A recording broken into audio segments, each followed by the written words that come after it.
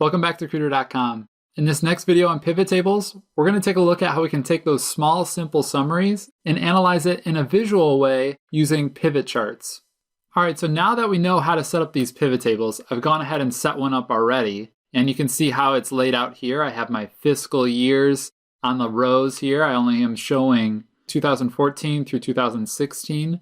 The other 7 years are filtered out. And then I have my department names across the top columns here. And because you're not familiar with any of these numbers or any of this data, and better yet, you're not even familiar with this company whatsoever. So what I'm trying to say here is that this data means nothing. You would have to sit here and analyze it one number at a time.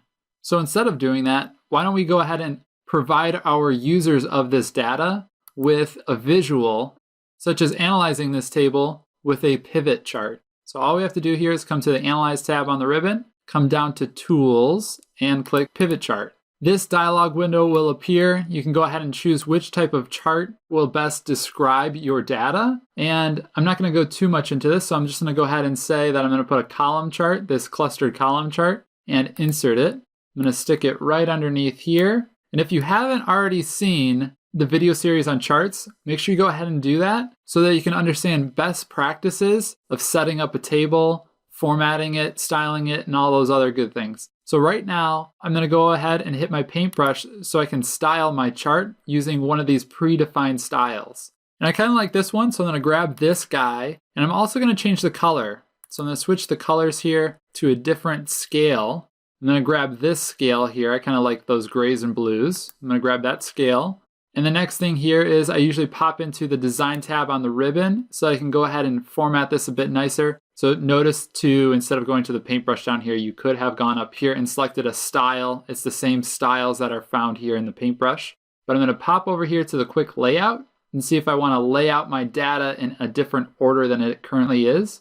And you know what? After going through all of these, I actually like the one that I'm on, so I'm going to keep it where I'm at, but I'm going to add a chart title. So I'm going to pop in here and I'm going to add a chart title and just stick it up here on the top and call it All Costs by Department. Notice that I'm not filtered out on any of my accounts here. If we wanted to, we could go ahead and drop down and filter on one of these if we want to. But for just simplicity here, I'm just going to leave all of the data in as it is, just for ease of showing you how this pivot chart will work. Now let's take a look at some of the differences that this chart will do compared to a normal chart. So this pivot chart versus a normal chart, you have these tile looking icons here where it says sum. You have a filter down here saying it's filtered by fiscal year. And same thing by the department. You can come in here and you can actually filter right within this drop down. Same thing with the fiscal year. All it is just a shortcut or another way of getting to these filters instead of having to go into the data up here in the pivot table and actually filtering on this filter button for the fiscal year. If I filter here and put in 2013, that will change my chart dynamically.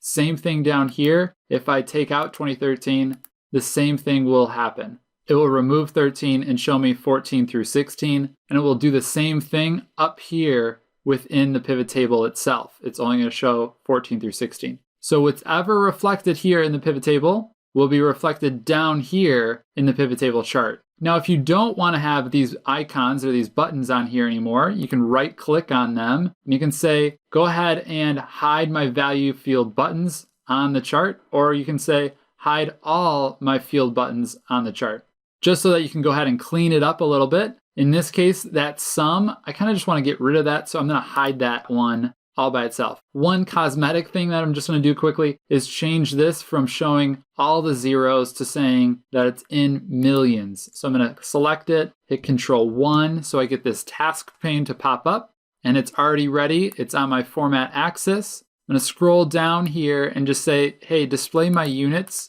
in millions. Notice that all I had to do was select this element on the chart, then hit Control-1, and Excel already knew that I wanted to format my axis up here. I go over all of this stuff within the charting video series.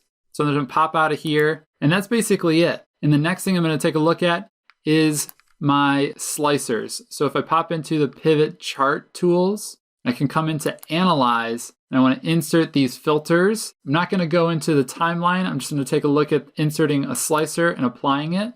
And so for this, I'm going to insert a slicer just on the fields that I'm filtering on right now. So year, and then department is another good possibility to go ahead and filter on quickly. So I'm going to grab out my fiscal year and my department name and hit OK. And pop these over here to the side, line them up, make them look a little bit nicer.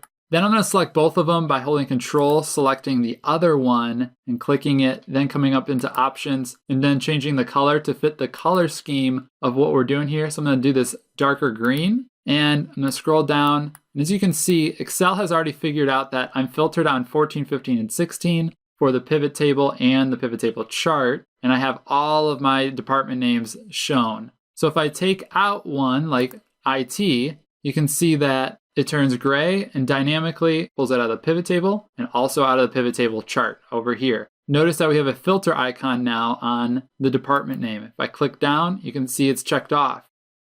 All this is doing is making your spreadsheet look a little bit more pretty, more dynamic, it's quicker to interact with, and so forth. One last thing I want to mention is that sometimes when you're creating this pivot table chart here, you have your rows and your column labels flipped around on how you'd want to see it. So instead, you may see when you first create it, it may have the department names listed across the x-axis. And then this fiscal year might be within the legend over here. So to flip that around, all you need to do is come up here to the Design tab on the ribbon and say, switch my row/columns. Let me just click it real quick. And you can see that now this is here what I'm talking about. I have my years over here, and I have my departments on the horizontal axis. Also, the same thing happened up here in my pivot table. It doesn't look so nice anymore because it's wrapping the text for the department name. Let's go ahead and flip that back and just flip-flop the rows and the columns. And that goes ahead and wraps up pivot charts.